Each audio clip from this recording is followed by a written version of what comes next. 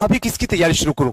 पहला जो है पीटी की, दूसरा ऑप्शन मेंस की, तीसरा ऑप्शन ऑप्शनल सब्जेक्ट की, चौथा ऑप्शन उपरोक्त में से सभी की, पांचवा ऑप्शन इनमें से कोई नहीं। चूज कीजिए और उस पर प्रूफ करके दिखा दीजिए मुझे। और ध्यान रखिएगा, इस क्वेश्चन का जो सबसे इंपॉर्टेंट पार्ट है निगेटिव मार्किंग है। अगर गलत हुआ तो पूरी जिंदगी को राख मिला कर रख देगा, ध्यान रखिएगा। इसलिए ध्यान से पढ़िए एक बार फिर से और तब इस पे क्लिक कीजिए। देखिए, एग्जाम 30 सितंबर को हो, ये तो कंफर्म है। 30 सितंबर को एग्जाम है प्रीलिम्स की। अगर अभी से देखा जाए तो मोटा मोटी 7 महीने, करीब करीब 200 दिन, एक मोटा मोटी मान कर चलते हैं कि 200 दिन अभी बचा हुआ। क्या इंसान कोई भी 200 दिन पीटी का तैयारी करे तो क्या इस ब्रह्मांड में उससे बड़ा मूर्ख कोई है क्या? तनिक सोच के देखिए ये क्वेश्चन। क्या कोई इंसान अभी मेंस की तैयारी करे तो यह भी सबसे बड़ा गुनाह है। क्या कोई इंसान ऑप्शनल की तैयारी करे जहां पे जस्ट पासिंग मार्क्स हैं, लेकिन ऑप्शनल की भी कहानी बताने वाला हूं आपको जो दिल दहला देने वाला है। क्या कोई इंसान सबकी तैयारी करे एक साथ? यह भी मूर्खता है। तो सुजीत सर कहना क्या चाहते हो? वही जो ना तो कभी आप सुने हैं और ना तो कभी सोचने की ताकत रखे हैं, वही बात आपको कहने वाला हूं। देखिए, मार्केट में अगर उतरिए, अपने आजू बाजू में देखिए, चाहे कोई भी इम्तिहान हो, 3 तरीके के स्टूडेंट मिलते हैं आपको। 3 तरीके के। एक तो वो जिनका प्रथम प्रयास होता है, एक वो जो साल 2 साल 3 साल से तैयारी कर रहे हैं, और एक वो जो ऑलरेडी पंचवर्षीय योजना गुजार चुके हैं, 6ठे में चल रहे हैं, 7वें में चल रहे हैं। ऐसे टाइप के भी हैं। मैं किसी पे ताना नहीं दे रहा हूं, कभी कोई ऐसा मत सोचना, क्योंकि जो पंचवर्षीय योजना वाले, हो सकता है उनका वक्त खराब हो सकता है उनकी किस्मत खराब हो सकता है कुछ मेहनत करने में कमी हो सकता है गाइडेंस की गलती की वजह से उनका इतना साल हो गया, हो सकता है, और है भी, रियलिटी यही है। फिर हम वहां नहीं जाते, यहां आते। 3 तरीके के स्टूडेंट है। बात करते हैं सबसे पहले वाले का, आपका विजन क्लियर हो जाएगा कि जो प्रथम प्रयास वाले हैं वो क्या करें। क्योंकि वो आएंगे घर से झोला उठा के, बस सुजीत सर प्रथम प्रयास में एसडीएम बन जाएंगे, दीवार फाड़ने के और एसडीएम के कुर्सी पे जाके बैठ जाएंगे। इतनी एनर्जी कि मानव बॉडी के अंदर एनर्जी है ही नहीं है, उससे कई गुना ज्यादा जो है एनर्जी भागती जा रही है। इतना एग्रेसिव, इतना कॉन्फिडेंस कि सारा का सारा इसी धरा पे धरा रह जाता है। उसके बाद अगले साल मिलिए और बाबू क्या है, क्या करे, 2 नंबर से रुक गया, पता नहीं जिंदगी कहां जाएगी, हो गया बस, निकल के खत्म। ऐसे स्टूडेंट को हमेशा सावधान रहना है। आपके पास एनर्जी है, आपके पास में वक्त है, आपके पास में आपके परिवार से प्रेशर नहीं है, आप इस दुनिया में सब कुछ कर सकते हैं, लेकिन हालात, परिस्थिति और सिचुएशन जो है उसको देखते हुए काम कीजिए। क्योंकि यहां आसान कुछ नहीं है और जल्दी कुछ नहीं है इस फील्ड में। बाकी किसी फील्ड में हो या ना हो मुझे पता नहीं है, लेकिन बीपीएससी के फील्ड में आसान नहीं है लेकिन मुश्किल भी नहीं है, जल्दी नहीं है लेकिन देर भी नहीं है। हाँ, सही बता रहा हूं आत्मा से। लेकिन यहां पे जो सबसे बड़ी इम्तिहान होती है ना, वो पढ़ाई की नहीं होती है, पेशेंस की होती है। हाँ, पेशेंस।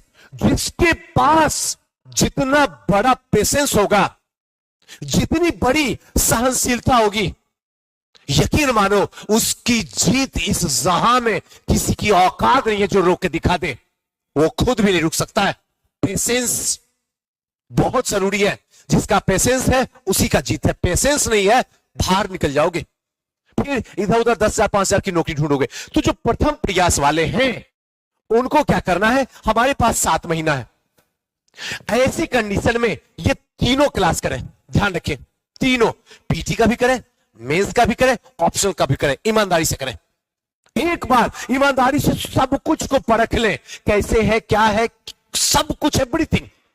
ये ना सोचे कि हमारा कोचिंग में इतना ज्यादा समय लग रहा है, ना, एकदम सब कुछ कर ले बेहतरीन तरीके से, ईमानदारी से, एवरीथिंग। ये प्रथम प्रयास वाले हैं। उनको ये नहीं सोचना है मुझे अभी ये करना है, खाना नहीं बना पाते, टाइम पे खा नहीं पाते, अरे छोड़ो ना सब कुछ, 6-7 महीने का तो खेल है।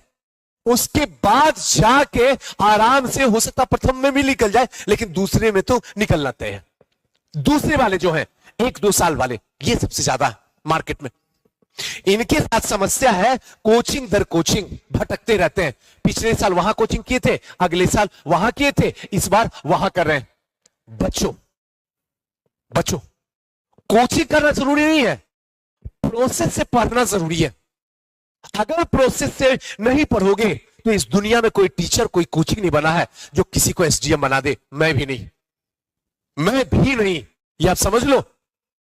चलना आपको है, सिर्फ मेरा काम है आपको जगाना, आपको बढ़ाना, आपको धक्का देना और आपको कड़वी बातें से आपकी अंदर की एनर्जी को आग लगा देना, बस। इसके सिवा एक काम एक्स्ट्रा नहीं है मेरा। सारा काम आप ही को है। पढ़ना भी आप ही को है, जगना भी आप ही को, दर्द भी आप ही को लेना है, अनसक्सेस भी आप ही को है, पास करेंगे रैंक भी आप ही को लगेगा, जॉब भी आप ही को लगेगा, गांव के लोग, शहर के लोग, हर जगह पूरे बिहार में बाबाई भी आप ही का होगा, मेरा कहीं कुछ नहीं है। तो अगर इतना बड़ा यस है तो मेहनत भी तो आप ही का होगा। सोचो, ये वाले जो स्टूडेंट हैं बीच वाले, ये क्या काम करें? अभी सबसे पहले उठा के मेंस को, सेकेंड वाला ऑप्शन, मेंस की तैयारी कीजिए। 100 दिन सफिशियंट है मेंस के लिए, ओनली फॉर 100 डेज, सिर्फ 100 डेज, 100 दिन। 100 दिन में पूरी ताकत से एक एक पार्ट को ब्रेक कर दीजिए। With test series, daily test, weekly test, इन सब में जुड़ जाइए। इसके बीच में आप एक दिन भी प्रीलिम्स की तरफ अपनी नजर भी नहीं देंगे, ना ना, गलती से भी नहीं। दो नाव में कभी ना बैठिए, आप वाले जो ये बीच वाले हैं, साल 2 साल वाले, क्योंकि आपको प्रीलिम्स का भी आइडिया हो गया है, आपका मेंस का भी आइडिया हो रहा है, बस कंप्लीटली एक प्रोसेस से नहीं हुआ ना, इसीलिए आप अनसक्सेस है। लेकिन इस बार आपको प्रोसेस के साथ चलना है। आपसे हाथ जोड़ के विनती है, आप ऐसे कीजिए। अगर अपने से पढ़ना चाहते हैं तो अपने से पढ़िए ना, मैंने कौन रोज बताया हूं। लेकिन अगर आप कोई कोचिंग में ज्वाइन करना चाहते हैं तो ऐसे ज्वाइन कीजिए। सबसे पहले मेंस जब खत्म हो जाए, मान के चलिए मई तक आपका मेंस कंप्लीट, उसके बाद कूदिए प्रीलिम्स में। ध्यान रखिएगा, उसके बाद प्रीलिम्स में कूदिए। 3-4 महीना आसानी से सिलेक्शन हो जाएगा। और एक बार बैठिएगा, प्रीलिम्स, मेंस, इंटरव्यू तीनों क्लियर हो जाएगा। मुझसे लिखवा लीजिए, मैं लिख के दे देता हूं। अब रहा तीसरी कैटेगरी वाले स्टूडेंट, जिनका ऑलरेडी 4 साल, 5 साल, 6 साल हो गया है। मैं इन पे कभी ताना ना तो आज तक मैंने जीवन में दिया हूं, और ना मैं मरते दम तक इन पे ताना दूंगा, क्योंकि इन पे ताना देना अपनी मूर्खता का प्रतीक दिखाना है। मैं ऐसा मानता हूं, कोई माने या ना माने। हो सकता है, बहुत कुछ हो सकता है, और मैंने पहले भी बता दिया हूं। तो ये पंचवर्षीय वाले हैं जो ऑलरेडी 4 साल, 5 साल पटना, प्रयागराज, मुखर्जी नगर के गलियों गलियों तो घूम चुके हैं ना, ये कुछ ना करें, कहीं कुछ ना करें। इनको 2 काम करना है।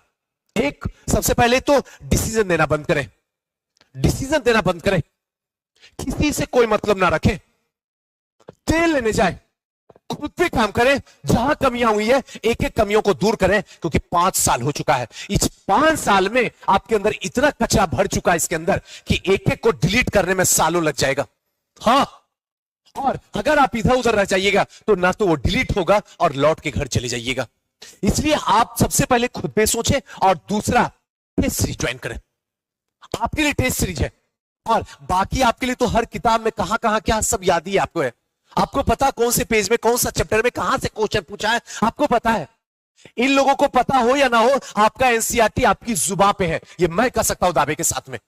आपको बस अच्छी संस्था में जो ईमानदारी से काम कर रहा है, वहां टेस्ट सीरीज जाके ज्वाइन कीजिए। पैसे को नहीं, वक्त को पकड़िए। इन तीनों की बात कर रहा हूं, वक्त को पकड़िए। अगर आपने पैसे को पकड़ लिया ना, तो जिंदगी को बेरोजगार होने में किसी टीचर, किसी संस्था की जरूरत नहीं है। आप खुद ही अकेले काफी हैं। बाकी जितना चिल्लाना चिल्ला लीजिए। ये संस्था ने इसे किया, सुजीत सर ने बर्बाद किया, कोई फर्क नहीं पड़ता। थोड़ा सा रत्ती भर का फर्क नहीं पड़ता, क्योंकि आप खुद ही चूज किए थे। आपका ऑप्शन गलत था, पैसा। आपने वक्त को अगर चूज किए होते तो आज ये हालात और ये दिन देखना नहीं पड़ता। खैर, आगे आप लास्ट जाते जाते आपको मैंने सारा ऑप्शन बता दिया। अगर देखा जाए तो जो प्रथम प्रयास है उनके लिए सही ऑप्शन होगा ऑप्शन नंबर 4, उपरोक्त में से सभी। जो दूसरी कैटेगरी के हैं, 1 साल 2 साल की तैयारी कर रहे हैं, उनके पास में बेस्ट ऑप्शन है ऑप्शन नंबर 2, अभी मेंस की तैयारी करें। और जो तीसरे कैटेगरी के हैं इनमें से कोई नहीं, वो चूज करेंगे टेस्ट सीरीज। क्लियर हो गया? अगर आप ऐसे पढ़ते तो यकीन मानिए, आज आप आलोचना कर रहे हैं, कल कहिएगा आज मैं एसडीएम हूं, डीएसपी हूं सुजीत सर की वजह से, अदरवाइज मेरी जिंदगी पता ना कहां होती। जाते जाते एक बात हाथ जोड़ के मैं आपको कड़वी बातें जरूर बोलता हूं। मैं सोचो उस बूढ़े मां बाप की जो पिछले 4 साल 5 साल से बेरोजगारी भत्ता आपको पटना प्रयागराज मुखर्जी नगर में दे रही है, और बगल में परिवार से लेके समाज से लेके हर कोई गाली देता होगा, उसके दिल पे क्या बीतता होगा? तनिक सोच के देखो। हर दिन घर से मुंह झुका के निकलता होगा आपकी वजह से। हर दिन सोचता होगा समाज का कोई आदमी, कोई मिश्रा, कोई सिंह, कोई यादव, कोई राजपूत मिले और हमें ताना ना मारे इसे सर झुका के। अरे आपकी मां तो किसी की शादी में नहीं जाती है जी, नहीं जाती है, क्योंकि वहां जाने के बाद आंटी पूछेगी और सुने ना बेटा का क्या हुआ, बेटी प्रिंस भी पास की। अरे शर्म से तो बूढ़ी हो गई है समय से पहले। जो खूबसूरती चमकती थी उसकी आंखों में, जिसके पति ने इतनी मेहनत से उसके लिए पूरा साम्राज्य स्थापित किया, आपने पल भर में आग लगा दिया।